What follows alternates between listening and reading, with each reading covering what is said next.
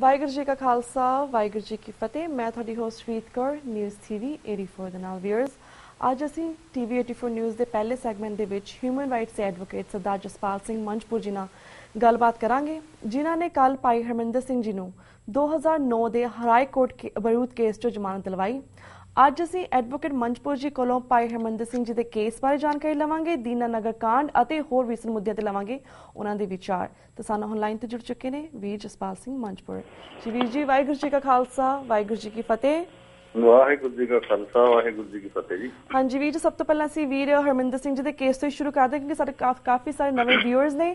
ਸੋ ਅਸੀਂ ਜਾਣਨਾ ਚਾਹਾਂਗੇ ਕਿ ਤੁਸੀਂ ਸਾਨੂੰ ਇਹਦੀ ਪੂਰੀ ਕੇਸ ਦੀ ਜਾਣਕਾਰੀ ਦਿਓ ਕਿ ਇਸ ਕੇਸ ਦਾ ਪਿਛੋਕੜ ਕੀ ਸੀਗਾ ਐਂਡ ਆਲਸੋ ਕਿਸ ਤਰ੍ਹਾਂ ਉਹ ਰਿਹਾ ਹੋਇਆ ਇਸ ਕੇਸ ਦੇ ਵਿੱਚੋਂ, ਇਸ ਬਾਰੇ ਵੇਰਵੇ ਸਹਿਤ ਜਾਣਕਾਰੀ ਦਿਓ। ਇਹ ਜਿਹੜਾ ਕੇਸ ਸੀਗਾ ਬੇਸਿਕਲੀ ਇਹ ਜਿਹੜਾ FIR ਨੰਬਰ 84 ਜਿਹੜੀ 2009 ਦੇ ਵਿੱਚ ਕੀਤੀ ਗਈ ਸੀ, ਇਹ ਬੇਸਿਕਲੀ ਬਾਬਾ ਬਲਵੀਰ ਸਿੰਘ ਲੰਮੇ ਜੱਟਪੁਰੇ ਵਾਲੇ ਤੇ ਉਹਨਾਂ ਦੇ ਨਾਲ ਹੋਰ ਸਹਿਯੋਗੀਆਂ ਦੇ ਉੱਤੇ ਦਰਜ ਕੀਤਾ ਗਿਆ ਸੀ ਜੀ। ਤੇ ਜਿਹਦੇ ਵਿੱਚ FIR ਦੇ ਵਿੱਚ ਇਹ ਦਰਜ ਸੀਗਾ ਵੀ ਇਹਨਾਂ ਦੀ ਮਦਦ ਜਿਹੜੇ ਆ ਵਿਦੇਸ਼ਾਂ 'ਚ ਬੈਠੇ ਜਰਮਨੀ ਜਾਂ ਹੋਰ ਦੇਸ਼ਾਂ 'ਚ ਬੈਠੇ ਬੰਦੇ ਤੇ ਜਿਨ੍ਹਾਂ 'ਚ ਹਰਮਿੰਦਰ ਸਿੰਘ ਵਾਸੀ ਲੁਧਿਆਣਾ ਦਾ ਵੀ ਜ਼ਿਕਰ ਕੀਤਾ ਗਿਆ ਸੀ, ਜੋ ਕਿ ਸ਼ਿੰਗਾਰ ਬਲਾਸਟ ਦੇ ਵਿੱਚ ਉਸ ਸਮੇਂ 2009 ਦੇ ਵਿੱਚ PO ਸੀ। ਫਿਰ ਉਹ ਕੇਸ ਬਾਬਾ ਬਲਵੀਰ ਸਿੰਘ ਤੇ ਉਹਨਾਂ ਦੇ ਸਹਿਯੋਗੀ 4 ਹੋਰ ਸਿੰਘਾਂ ਦੇ ਖਿਲਾਫ ਟ੍ਰਾਇਲ ਚੱਲਿਆ, ਜਿਹਦੇ ਵਿੱਚੋਂ ਬਾਬਾ ਬਲਵੀਰ ਸਿੰਘ, ਭਾਗ ਸਿੰਘ ਤੇ ਕੁਲਜੀਤ ਸਿੰਘ ਕਾਂਤੇ ਨੂੰ ਜਿਹੜੀ ਆ 5-5 ਸਾਲ ਐਕਸਪਲੋਸਿਵ ਦੇ 4 ਤੇ 5 ਸੈਕਸ਼ਨ 'ਚ ਜਿਹੜੀ ਆ ਸਜ਼ਾ ਹੋਈ ਤੇ ਬਾਕੀ 2 ਸਿੰਘ ਬਰੀ ਹੋਏ। ਤੇ ਜਦੋਂ ਜੁਲਾਈ 2010 ਦੇ ਵਿੱਚ ਹਰਮਿੰਦਰ ਸਿੰਘ ਨੂੰ ਇਸ ਕੇਸ ਦੇ ਵਿੱਚ ਉਦਾਂ ਅਰੈਸਟ ਹੋਈ ਉਹਦੀ ਖੰਨਾ ਕੇਸ ਦੇ ਵਿੱਚ, ਤਾਂ 25 ਅਗਸਤ 2010 ਨੂੰ ਇਸ ਕੇਸ ਦੇ ਵਿੱਚ ਵੀ ਅਰੈਸਟ ਪਾਈ ਗਈ। ਉਸ ਤੋਂ ਬਾਅਦ ਜਿਹੜੇ ਆ ਕੇਸਾਂ ਦੇ ਟ੍ਰਾਇਲ ਚੱਲਦੇ ਗਏ, ਪਰ ਇਸ ਕੇਸ ਦੀ ਜਿਹੜੀ ਹੈ ਪੁਲਿਸ ਨੇ ਚਾਰਜ ਸ਼ੀਟ ਜਿਹੜੀ ਆ ਉਹ ਕੋਰਟ ਦੇ ਵਿੱਚ ਨਹੀਂ ਪੇਸ਼ ਕੀਤੀ। ਜੇਲ੍ਹ ਵਾਲਿਆਂ ਨੇ ਵੀ ਕਈ ਵਾਰ ਪੁੱਛਿਆ, ਜਿਹੜੇ ਦਿਹਾਤੀ ਲੁਧਿਆਣਾ ਜਿਹੜੇ ਸੰਬੰਧਿਤ ਅਫਸਰ ਸੀਗੇ, ਵੀ ਹਾਂ ਤੁਸੀਂ ਇਹ ਕੇਸ ਦੇ ਵਿੱਚ ਪੇਸ਼ੀ ਵੀ ਨਹੀਂ ਲੈ ਕੇ ਜਾਂਦੇ ਜਗਰਾਓਂ, ਤੇ ਤੁਸੀਂ ਕੀ ਇਹਦੇ 'ਚ ਕਰਨਾ, ਤੇ ਉਹਨਾਂ ਨੇ ਓਰਲੀ ਕਿਹਾ ਸੀ ਵੀ ਅਸੀਂ ਇਹ ਕੇਸ ਇਹਦਾ ਡਿਸਚਾਰਜ ਕਰ ਦੇਣਾ ਹੈਗਾ। ਪਰ ਜਦੋਂ ਪਿਛਲੇ ਸਾਲ 16 ਦਸੰਬਰ 2014 ਨੂੰ ਸ਼ਿੰਗਾਰ ਬਲਾਸਟ ਕੇਸ ਜਿਹੜਾ ਉਹ ਕਿਉਟ ਹੋ ਗਿਆ ਹਰਮਿੰਦਰ ਸਿੰਘ ਹੁਣਾਂ ਦੇ ਤੇ ਹੋਰਨਾਂ ਦਾ, ਤਾਂ ਫਿਰ ਜਿਹੜਾ ਕੇਸ ਸੀਗਾ ਇਹਨਾਂ ਨੇ ਇਸ ਕੇਸ ਦਾ ਜਨਵਰੀ 2015 ਦੇ ਵਿੱਚ ਜਿਹੜਾ ਉਹ ਚਲਾਨ ਜਿਹੜਾ ਦੇਤਾ ਤੇ ਉਸ ਤੋਂ ਬਾਅਦ ਜਿਹੜਾ ਇਹਦਾ ਚਾਰਜ ਲੱਗਿਆ। ਫਿਰ ਜਿਹੜੀਆਂ ਕੋਈ ਖਿਲਾਫ ਗਵਾਹੀਆਂ ਸੀ ਉਹ ਹੋਈਆਂ, ਉਹ ਜਿਹੜੇ ਆ ਹੋਸਟਾਈਲ ਹੋ ਗਏ ਜਿਹੜੇ ਗਵਾਹ ਸੀਗੇ, ਜਿਹੜੇ ਹਰਮਿੰਦਰ ਸਿੰਘ ਦੇ ਸਪੈਸੀਫਿਕਲੀ ਜਿਹਨੂੰ ਐਲੀਗੇਸ਼ਨ ਲਾਉਂਦੇ ਸੀਗੇ। ਤੇ ਇਹ ਕੇਸ ਜਿਹੜਾ waging war against state, attempt to waging war against state, ਉਹ ਜਿਹੜੇ ਆ ਅਨਲੌਫੁਲ ਐਕਟੀਵਿਟੀ ਦਾ 18 ਸੈਕਸ਼ਨ ਐਕਸਪਲੋਸਿਵ ਐਕਟ ਦੇ ਸੈਕਸ਼ਨਾਂ ਤਹਿਤ ਸੀਗਾ। ਇਹਨਾਂ ਨੇ ਚਲਾਨ ਦਿੱਤਾ ਕੋਰਟ ਦੇ ਵਿੱਚ।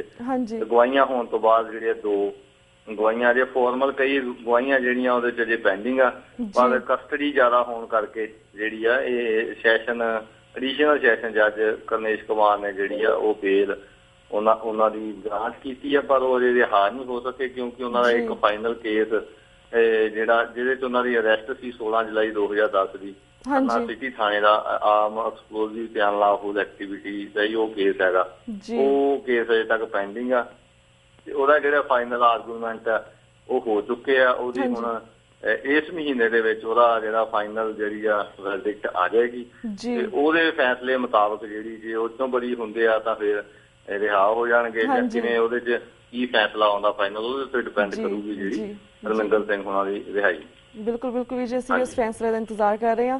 ਸੋ ਵੀਰ ਜੀ, ਹੁਣ ਅਸੀਂ ਬਾਕੀ ਹੋਰ ਰੀਸੈਂਟ ਮੁੱਦਿਆਂ ਦੇ ਉੱਪਰ ਵੀ ਤੁਹਾਨੂੰ ਗੱਲਬਾਤ ਕਰਾਂਗੇ। ਸਭ ਤੋਂ ਪਹਿਲਾਂ ਅਸੀਂ ਦੀਨਾ ਨਗਰ ਕਾਂਡ ਤੋਂ ਸ਼ੁਰੂ ਕਰਦੇ। ਜਿਸ ਤਰ੍ਹਾਂ ਤੁਸੀਂ ਜਾਣਦੇ ਹੋ ਕਿ ਇਹ ਕਾਂਡ ਪਿਛਲੇ ਹਫ਼ਤੇ ਵਾਪਰਿਆ ਹੈ। ਕਾਫੀ ਮੀਡੀਆ ਨੇ ਇਸ ਦੇ ਵਿੱਚ ਸਿੱਖਾਂ ਨੂੰ ਬਦਨਾਮ ਕੀਤਾ, ਕਾਫੀ ਬਾਕੀ ਜਥੇਬੰਦੀਆਂ ਲੋਕਾਂ ਨੇ ਪਾਕਿਸਤਾਨ ਤੇ ਬਿਨਾਂ ਬੋਲਿਆ ਹਮਲਾ ਕੀਤਾ ਇਸ ਚੀਜ਼ ਦਾ, ਐਂਡ ਕਿਹਾ ਕਿ ਮੁਸਲਿਮ ਜਥੇਬੰਦੀਆਂ ਕੁਛ ਕਰ ਰਹੀਆਂ ਨੇ।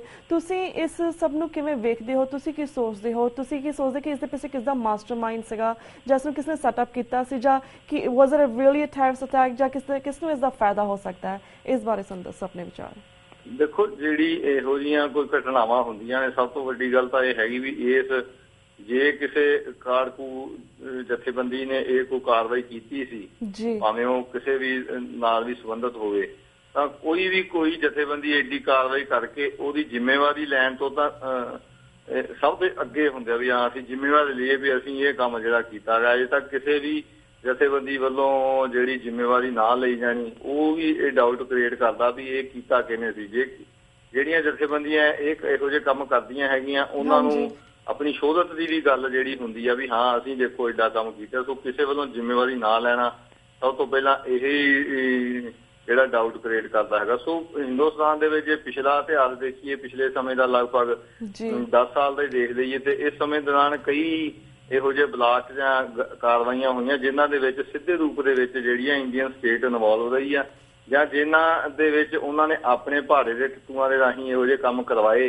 ਤੇ ਜਾਂ ਉਹਨਾਂ ਨੇ ਫੈਸਿਲੀਟੇਟ ਕੀਤਾ। ਜਿਵੇਂ ਤੁਸੀਂ ਜਿਹੜਾ ਜੇ ਪੁਰਾਣ ਸਿੱਖਾਂ ਦੇ ਨਾਲ ਜੋੜ ਕੇ ਦੇਖੀਏ ਤੇ ਜਿਹੜਾ ਏਅਰ ਇੰਡੀਆ ਕਨਿਸ਼ਕ ਜਹਾਜ਼ ਕਾਂਡ, ਉਹਦੇ ਵਿੱਚ ਵੀ ਜਿਹੜੇ ਆ ਉਹ ਡਾਊਟਫੁਲ ਹੀ ਰਹੀ ਆ ਵੀ ਇੰਡੀਅਨ ਏਜੰਸੀ ਦਾ ਜਿਹੜਾ ਉਹ ਹੱਥ ਸੀਗਾ ਸਿੱਖਾਂ ਨੂੰ ਬਦਨਾਮ ਕਰਨ ਲਈ, ਜਾਂ ਮਾਲੇਗਾਂਵ ਬੰਬ ਧਮਾਕੇ ਸੀ, ਜਾਂ ਮੱਕਾ ਮਸਜਿਦ ਜਾਂ ਸਮਝੌਤਾ ਐਕਸਪ੍ਰੈਸ ਸਿੱਧੇ ਰੂਪ ਦੇ ਵਿੱਚ RSS ਦੇ ਜਿਹੜੇ ਆ ਉਹਦੇ ਹੱਥ ਲਈ, ਜਾਂ 26/11 ਵਾਲਾ ਈਵਨ ਜਿਹੜਾ ਮੁੰਬਈ ਤਾਜ ਹੋਟਲ ਦੇ ਉੱਤੇ ਹਮਲਾ ਵੀ ਸੀਗਾ, ਉਹਦੇ 'ਚ ਭਾਵੇਂ ਜਥੇਬੰਦੀਆਂ ਦੀਆਂ ਹਿੰਦੁਸਤਾਨ ਤੋਂ ਬਾਹਰ ਦੇ ਦੀ ਜਥੇਬੰਦੀਆਂ ਦੀ ਇਨਵੋਲਵਮੈਂਟ ਸੀਗੀ, ਪਰ ਇਹਨਾਂ ਨੇ ਇੰਡੀਅਨ ਏਜੰਸੀ ਨੇ ਉਹਨੂੰ ਫੈਸਿਲੀਟੇਟ ਕੀਤਾ, ਉਹ ਹੋਣ ਦਿੱਤਾ ਵੀ ਹੋ ਲੈਣ ਦਿਓ, ਇਹਦਾ ਜਿਹੜਾ ਸਿਆਸੀ ਲਾਭ ਜਿਹੜਾ ਉਹ ਅਸੀਂ ਜਿਹੜਾ ਲਵਾਂਗੇ। ਸੋ ਪਾਰਲੀਮੈਂਟ ਅਟੈਕ ਦੇ ਸੰਬੰਧ ਦੇ ਵਿੱਚ ਵੀ ਈਵਨ ਇੱਥੋਂ ਦੇ ਇਨਵੈਸਟੀਗੇਸ਼ਨ ਅਫਸਰਾਂ, ਪੁਲਿਸ ਅਫਸਰਾਂ ਨੇ ਵੀ ਇਹ ਗੱਲ ਕਹੀ ਹੈ ਵੀ ਇਹਨਾਂ ਦੇ ਜਿਹੜਾ ਇਹਨਾਂ ਦਾ ਆਪਣਾ ਕੀਤਾ ਕਰਾਇਆ ਸੀਗਾ, ਜਿਹਦੇ ਬਾਅਦ ਚ ਅਫਜ਼ਲ ਗੁਰੂ ਨੂੰ ਜਿਹੜੀ ਆ ਫਾਂਸੀ ਬੇਕਸੂਰ ਬੰਦੇ ਨੂੰ ਜਿਹੜੀ ਦਿੱਤੀ ਗਈ।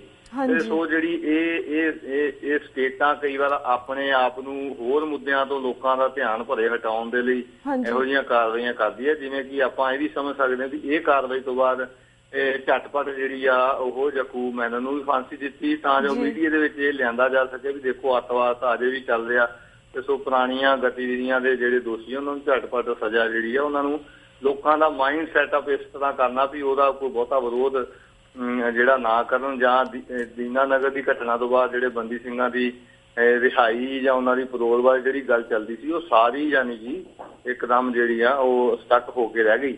ਸੋ ਇਹਦੇ ਪਿੱਛੇ ਸਪਸ਼ਟ ਰੂਪ ਦੇ ਵਿੱਚ ਹੋ ਸਕਦਾ ਹਿੰਦੁਸਤਾਨ ਤੋਂ ਬਾਹਰ ਦੇ ਕਿਸੇ ਬੰਦਿਆਂ ਦਾ ਵੀ ਹੱਥ ਹੋਵੇ, ਪਰ ਉਹਨਾਂ ਨੂੰ ਫੈਸਿਲੀਟੇਟ ਕਰਨ ਦੇ ਵਿੱਚ ਜਿਹੜੀਆਂ ਇੰਡੀਅਨ ਏਜੰਸੀ ਜਾਂ BSF ਜਾਂ ਪੰਜਾਬ ਪੁਲਿਸ ਦਾ ਹੱਥ ਹੋਣ ਤੋਂ ਇਨਕਾਰੀ ਨਹੀਂ ਕੀਤਾ ਜਾ ਸਕਦਾ।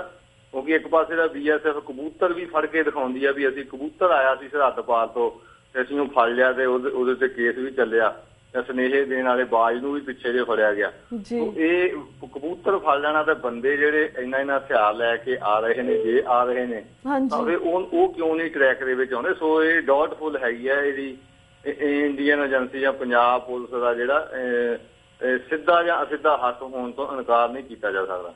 ਜੀ ਪਰ ਜਸਵੀਰ ਜੀ ਤੁਸੀਂ ਇਸ ਕੁਐਸਚਨ ਦੇ ਵਿੱਚ ਯਾਕੂਬ ਮੈਮਨ ਦੀ ਗੱਲ ਕੀਤੀ, ਉਸ ਬਾਰੇ ਵੀ ਅਸੀਂ ਵੇਰਵੇ ਨਾਲ ਗੱਲਬਾਤ ਕਰਾਂਗੇ। ਪਰ ਜਿਸ ਤਰ੍ਹਾਂ ਤੁਸੀਂ ਗੱਲ ਕੀਤੀ ਕਿ ਸ਼ਾਇਦ ਇਸ ਜਿਹੜੀ ਘਟਨਾ ਵਾਪਰੀ ਹੈ, ਕਾਂਡ ਵਾਪਰਿਆ, ਇਸ ਨਾਲ ਪੋਲੀਟੀਕਲ ਪ੍ਰਿਜ਼ਨਰਸ ਨੇ ਉਹਨਾਂ ਦੀ ਰਿਹਾਈ ਤੇ ਵੀ ਇਫੈਕਟ ਹੋ ਸਕਦਾ ਹੈ, ਪਰ ਅੰਡਰਸਟੈਂਡ ਕਿ ਉਹਨਾਂ ਦਾ ਲਾਈਕ ਇਸ ਟੈਰਰਿਸਟ ਅਟੈਕ ਦੇ ਨਾਲ ਕੀ ਲੈਣਾ ਦੇਣਾ ਸੀ, ਇਸ ਅਟੈਕ ਦੇ ਨਾਲ ਪੋਲੀਟੀਕਲ ਪ੍ਰਿਜ਼ਨ ਦਾ ਕੀ ਲੈਣਾ ਸੀ, ਉਹਨਾਂ ਦਾ ਕਿਉਂ ਰਿਹਾਈ ਤੇ ਸਟਾਪ ਹੋ ਸਕਦਾ ਹੈ? Why would you think?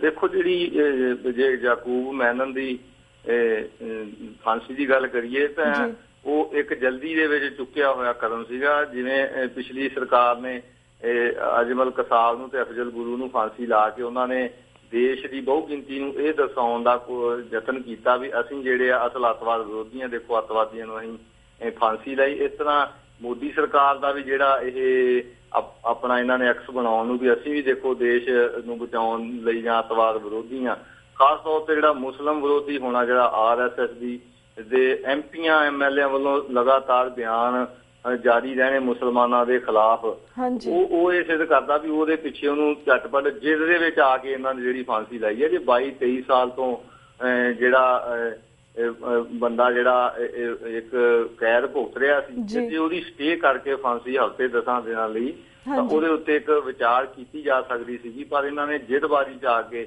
ਤੇ ਇੱਕ ਡਰਾਮਾ ਕਰਕੇ ਵੀ ਅਸੀਂ ਰਾਤ ਵੀ ਦੇਖੋ ਸੁਣਵਾਈ ਕੀਤੀ ਆ, ਉਹ ਇੱਕ ਲਿਆ ਗਿਆ ਫੈਸਲਾ ਗਲਤ ਸੀ। ਉਹ rarest of the rare case ਜੋ ਇੰਡੀਅਨ ਪੀਨਲ ਕੋਡ ਦੇ ਮੁਤਾਬਕ ਫਾਂਸੀ ਦੀ ਸਜ਼ਾ ਦੇਣ ਲਈ ਜ਼ਰੂਰੀ ਉਹਦੇ ਵਿੱਚ ਨਹੀਂ ਸੀ, ਕਿਉਂਕਿ ਯਾਕੂਬ ਮੈਨਨ ਦੀ ਕੋਈ ਸਿੱਧੀ ਇਨਵੋਲਵਮੈਂਟ ਕਿਸੇ ਬਲਾਸਟ ਦੇ ਵਿੱਚ ਨਹੀਂ ਸੀ।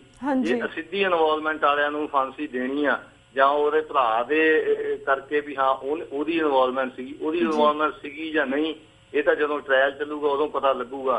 ਪਰ ਜੇ ਇਸ ਤਰ੍ਹਾਂ ਫਾਂਸੀ ਲਾਉਣੀ ਸੀ ਫਿਰ ਸੰਜੇ ਦੱਤ ਨੂੰ ਵੀ ਫਾਂਸੀ ਬਣਦੀ ਸੀ, ਕਿਉਂਕਿ ਇੱਕ ਪਾਸੇ ਸੰਜੇ ਦੱਤ ਤੋਂ AK-56 ਦੀ ਰਿਕਵਰੀ ਹੋਈ ਆ, ਜਿਹੜੀ ਬਲਾਸਟ ਜਿਹੜੀ ਉੱਥੇ ਉਹਨਾਂ ਬਲਾਸਟਾਂ ਦੇ ਨਾਲ ਸੰਬੰਧਿਤ ਸੀ, ਉਸ ਹੀ ਕੰਸਾਈਨਮੈਂਟ ਦਾ ਇੱਕ ਹਿੱਸਾ ਸੀ ਉਹ। ਤੇ ਇਹਦੇ ਕੋਲੋਂ ਯਾਕੂਬ ਮੈਨਨ ਦੇ ਕੋਲੋਂ ਤਾਂ ਇੱਕ ਖਾਲੀ ਕਾਰਤੂਸ ਦੀ ਵੀ ਰਿਕਵਰੀ ਨਹੀਂ ਹੋਈ, ਤੇ ਸਿਰਫ ਉਹਦਾ ਟਾਈਗਰ ਮੈਨਨ ਦਾ ਜਿਹੜਾ ਭਰਾ ਹੋਣ ਕਰਕੇ ਜਾਂ ਇੱਕ ਮੁਸਲਮਾਨ ਹੋਣ ਕਰਕੇ ਜਿਹੜੀ ਆ ਉਹਨੂੰ ਫਾਂਸੀ ਦੇ ਉੱਤੇ ਟੰਗ ਕੇ ਇਹ ਸਪਸ਼ਟ ਹੋਇਆ ਵੀ ਇੰਡੀਆ ਦੇ ਵਿੱਚ ਡਬਲ ਸਟੈਂਡਰਡ ਹੈਗੇ ਆ ਜਿਹੜੇ ਲਾ ਦੇ, ਜਦ ਕਿ ਆਪ ਉਹਨੇ ਸਰੈਂਡਰ ਕੀਤਾ ਸੀ ਵਲੰਟੈਰਲੀ ਨੇਪਾਲ ਦੇ ਵਿੱਚ। ਤੇ ਜਿਹੜਾ ਆਪਰੇਸ਼ਨ ਹੋਇਆ ਸੀ ਉਹਦਾ ਸੀਕ੍ਰੇਟ ਆਪਰੇਸ਼ਨ ਹੋਇਆ ਸੀ, ਇਹ ਕੋਈ IPS ਅਫਸਰ ਸੀਗਾ ਬੀ ਰਮਨ, ਉਹਦੀ ਅਗਵਾਈ 'ਚ ਉਹ ਹੋਇਆ ਸੀ, ਉਹਦੇ ਅੱਗੇ ਸਰੈਂਡਰ ਕੀਤਾ ਸੀਗਾ। ਤੇ ਉਹਨਾਂ ਨੇ ਵਿਸ਼ਵਾਸ ਦਿਵਾਇਆ ਸੀ ਵੀ ਤੇਰੇ ਭਰਾ ਦੇ ਜਿਹੜੇ ਹੈਗੇ ਆ ਉਹਦੇ ਕਰਕੇ ਤੈਨੂੰ ਨਹੀਂ ਕੋਈ ਵੀ ਸਜ਼ਾ ਹੋ ਸਕਦੀ। ਉਹਨੇ ਇੰਡੀਅਨ ਕਾਨੂੰਨ ਦੇ ਵਿੱਚ ਆਪਣਾ ਵਿਸ਼ਵਾਸ ਪ੍ਰਗਟ ਕੀਤਾ ਯਾਕੂਬ ਮੈਨਨ ਨੇ ਵੀ ਠੀਕ ਆ, ਜੇ ਮੈਂ ਨਹੀਂ ਕੁਛ ਕੀਤਾ ਤੇ ਮੈਨੂੰ ਕਾਨੂੰਨ ਜਿਹੜਾ ਆ ਉਹ ਇਨਸਾਫ ਦਊਗਾ। ਪਰ ਉਹਦੇ ਨਾਲ ਬਹੁਤ ਵੱਡੀ ਬੇਇਨਸਾਫੀ ਹੋਈ, ਉਹਨਾਂ ਧੋਖਾ ਕੀਤਾ ਗਿਆ ਤੇ ਧੋਖੇ 'ਚ ਰੱਖ ਕੇ ਉਹਨੂੰ ਇੱਕ ਮੁਸਲਮਾਨ ਹੋਣ ਦੇ ਨਾਤੇ ਤੇ ਟਾਈਗਰ ਮੈਨਨ ਦਾ ਭਰਾ ਹੋਣ ਦੇ ਨਾਤੇ ਜਿੱਦ ਦੇ ਵਿੱਚ ਆ ਕੇ ਇੰਡੀਅਨ ਸਟੇਟ ਨੇ ਉਹਨੂੰ ਫਾਂਸੀ ਕੀਤੀ ਹੈ। ਜੀ ਬਿਲਕੁਲ ਬਿਲਕੁਲ ਵੀਰ ਜੀ, ਇਹ ਤਾਂ ਅਸੀਂ ਯਾਕੂਬ ਮੈਮਨ ਦੀ ਗੱਲ ਕੀਤੀ, ਪਰ ਜਿਸ ਤਰ੍ਹਾਂ ਤੁਸੀਂ ਆਲਸੋ ਪੋਲੀਟੀਕਲ ਪ੍ਰਿਜ਼ਨਰ ਦਾ ਵੀ ਮੈਂਸ਼ਨ ਕੀਤਾ ਸੀ ਕਿ ਸ਼ਾਇਦ ਜਿਸ ਤਰ੍ਹਾਂ ਆਹ ਦੀਨਾਨਗਰ ਦਾ ਜਿਹੜੀ ਘਟਨਾ ਵਾਪਰੀ, ਕਾਂਡ ਵਾਪਰਿਆ, ਇਸ ਦੇ ਨਾਲ ਸਾਰੇ ਪੋਲੀਟੀਕਲ ਪ੍ਰਿਜ਼ਨਸ ਹੈ ਜੋ ਉਹਨਾਂ ਦੀ ਰਿਹਾਈ ਤੇ ਵੀ ਸ਼ਾਇਦ ਰੋਕ ਲੱਗ ਸਕਦੀ ਹੈ। ਅਸੀਂ ਜਾਣਨਾ ਚਾਹਾਂਗੇ ਕਿ ਇਹ ਕਿਸ ਤਰ੍ਹਾਂ ਰਿਲੇਟ ਕਰਦਾ ਹੈ ਦੀਨਾਨਗਰ ਘਟਨਾ ਨੂੰ, ਇਹ ਉੱਤੇ ਕਿਉਂ ਰੋਕ ਲੱਗ ਸਕਦੀ ਹੈ, ਕਿਉਂਕਿ ਇਹਨਾਂ ਨੇ ਤਾਂ ਕਾਫੀ ਆਪਣੀਆਂ ਸਜ਼ਾ, ਆਪਣੇ ਬੰਦੀ ਸਿੰਘਾਂ ਦੀਆਂ ਸਜ਼ਾਵਾਂ ਪੂਰੀਆਂ ਕਰ ਚੁੱਕੇ ਨੇ। ਸੋ ਇਹਨਾਂ ਦੀ ਹੁਣ ਸਿਚੁਏਸ਼ਨ ਕੀ ਹੈ, ਇਹਨਾਂ ਦਾ ਅੱਗੇ ਕੀ ਹੋਏਗਾ? ਦੇਖੋ, ਰੋਕ ਪੱਕੇ ਰੂਪ ਦੇ ਵਿੱਚ ਨਹੀਂ ਮੈਂ ਕਹਿੰਦਾ ਕੋਈ ਲੱਗ ਗਈ ਹੈ, ਪਰ ਸਰਕਾਰ ਨੂੰ ਇੱਕ ਜਿਹੜੀਆਂ ਬਹੁ ਗਿਣਤੀ ਦੀਆਂ ਜਥੇਬੰਦੀਆਂ ਹੈਗੀਆਂ ਉਹਨਾਂ ਨੇ ਸਦਾ ਹੀ ਇਹਨਾਂ ਰਿਹਾਈਆਂ ਦਾ ਸਦਾ ਤੋਂ ਹੀ ਜਿਹੜਾ ਸ਼ੁਰੂ ਤੋਂ ਵਿਰੋਧ ਕੀਤਾ, ਤੇ ਬਾਦਲ ਨੇ ਵੀ ਵਿਰੋਧ ਕੀਤਾ। ਉਹ ਨਹੀਂ ਚਾਹੁੰਦਾ ਵੀ ਇਹ ਜਿਹੜੇ ਬੰਦੀ ਸਿੰਘ ਆ ਉਹ ਬਾਹਰ ਆਉਣ, ਜਾਂ ਉਹਦੇ ਮਨ 'ਚ ਇਹ ਹੈ ਵੀ ਜੇ ਆਉਣ ਤੇ ਉਹਨਾਂ ਨੂੰ ਤੱਕਰੀ 'ਚ ਪਾ ਕੇ ਤੋਲਿਆ ਜਾਵੇ ਵੀ ਹਾਂ ਉਹਨਾਂ ਦੇ ਬਾਹਰ ਆਉਣ ਦਾ ਮੈਨੂੰ ਵੋਟਾਂ 'ਚ ਫਾਇਦਾ ਮਿਲੂਗਾ ਜਾਂ ਨੁਕਸਾਨ ਹੋਊਗਾ। ਸੋ ਉਹ ਰਿਹਾਈ ਦਾ ਇੱਕ ਸਿਆਸੀ ਫੈਸਲਾ ਹੈਗਾ, ਤੇ ਉਹਨੂੰ ਪ੍ਰਭਾਵਿਤ ਇਸ ਤਰ੍ਹਾਂ ਕੀਤਾ ਕਿ ਕਿਉਂਕਿ ਇਹ ਦਰਸਾਉਣ ਦੀ ਵੀ ਦੇਖੋ ਤੁਸੀਂ ਪੁਰਾਣੇ ਅੱਤਵਾਦੀ ਛੱਡ ਰਹੇ ਹੋ ਤੇ ਨਵੇਂ ਅੱਤਵਾਦੀ ਦਾ ਜੇ ਹੋਰ ਅੱਤਵਾਦ ਜਿਹੜਾ ਅਜੇ ਮੁੱਦਾ ਖਤਮ ਨਹੀਂ ਹੋਇਆ ਪੰਜਾਬ ਦੇ ਵਿੱਚ ਵੀ ਜਿਹੜਾ ਇਹ ਚੱਲ ਸਕਦਾ ਹੈਗਾ, ਜਾਂ ਰਮਨੀਤ ਬਿੱਟੂ ਦਾ ਆ ਕੇ ਡਰਾਮਾ ਕਰਨਾ DMC ਹਸਪਤਾਲ ਦੇ ਬਾਹਰ, ਜਾਂ ਸ਼ਿਵ ਸੈਨਾ ਵਰਗੀਆਂ ਜਿਹੜੀਆਂ ਟੁੱਟੀਆਂ ਭੱਜੀਆਂ ਜਥੇਬੰਦੀਆਂ ਉਹਨਾਂ ਵੱਲੋਂ ਵੱਡੇ ਵੱਡੇ ਬਿਆਨ ਦੇਣੇ ਵੀ ਹਾਂ ਹੁਣ, ਜਾਂ ਕੈਪਟਨ ਅਮਰਿੰਦਰ ਸਿੰਘ ਦਾ ਈਵਨ ਕਹਿਣਾ ਵੀ KPS ਗਿੱਲ ਜੇ ਹੁੰਦਾ ਤੇ ਘਟਨਾ ਨਹੀਂ ਸੀ ਹੋਣੀ।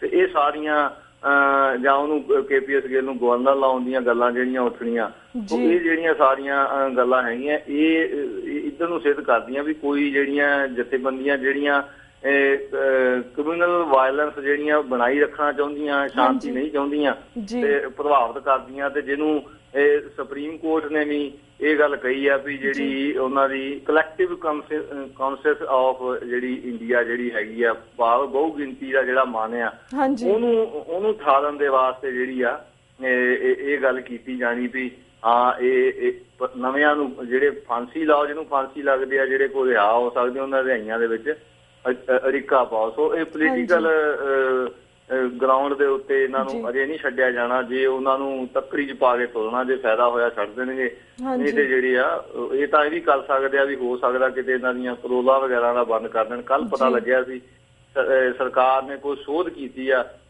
ਜਿਹੜਾ ਟੈਂਪਰੇਰੀ ਰਿਲੀਜ਼ ਐਕਟ ਪਰੋਲ ਦੇ ਵਿੱਚ, ਉਹਦੇ 'ਚ ਕੋਈ ਖਾਰਤਾ ਲਿਆਂਦੀ, ਉਹਦੇ ਬਾਰੇ ਫਾਈਨਲ ਨਹੀਂ ਪਤਾ ਲੱਗਿਆ ਵੀ ਉਹਨਾਂ ਨੇ ਘਟਾਤੀ ਜਾਂ ਵਧਾਤੀ। ਉਹਦੇ ਵਿੱਚ ਉਹਨਾਂ ਨੇ ਕੋਈ ਨਾ ਕੋਈ ਸੋਧ ਕੀਤੀ ਆ। ਮੈਨੂੰ ਲੱਗਦਾ ਸੀ ਇਹਨਾਂ ਦੀਆਂ ਕੋਈ ਜਿਹੜੇ ਮਾੜੇ ਇਰਾਦੇ ਆ ਜਿਹੜੇ ਉਹਨਾਂ ਨੂੰ ਇਹ ਜ਼ਰੂਰ ਅੱਗੇ ਲਿਆਉਣਗੇ ਤੇ ਜਿਹੜਾ ਇਹਨਾਂ ਦੀ ਰਿਹਾਈ ਦੇ ਵਾਸਤੇ ਅੜਿੱਕੇ ਡਾਉਣਗੇ। ਜੀ ਬਿਲਕੁਲ ਜੀ ਵੀਰ ਜੀ, ਥੈਂਕ ਯੂ ਸੋ ਮਚ ਕਿ ਤੁਸੀਂ ਇਹਨਾਂ ਕੁਝ ਰੀਸੈਂਟ ਮੁੱਦਿਆਂ ਦੇ ਉੱਪਰ ਆਪਣੀ ਜਾਣਕਾਰੀ ਸਾਡੇ ਨਾਲ ਸਾਂਝੀ ਕੀਤੀ, ਆਪਣੇ ਵਿਚਾਰ ਵੀ ਸਾਡੇ ਨਾਲ ਸਾਂਝੇ ਕੀਤੇ। ਹੁਣ ਸਾਡਾ ਵਕਤ ਬ੍ਰੇਕ ਵੱਲ ਜਾ ਰਿਹਾ, ਤੁਹਾਡੇ ਕੋਲ ਇਜਾਜ਼ਤ ਲੈਂਦੇ ਹਾਂ। Thank you so much. Waheguru ji ਕਾ ਖਾਲਸਾ, ਵਾਹਿਗੁਰੂ ਜੀ ਕੀ ਫਤਿਹ। ਵਾਹਿਗੁਰੂ ਜੀ ਕੀ ਫਤਿਹ। Viewers, वक्त हो गया एक छोटे से ब्रेक था। Keep watching News TV 84. We'll be right back after a short break.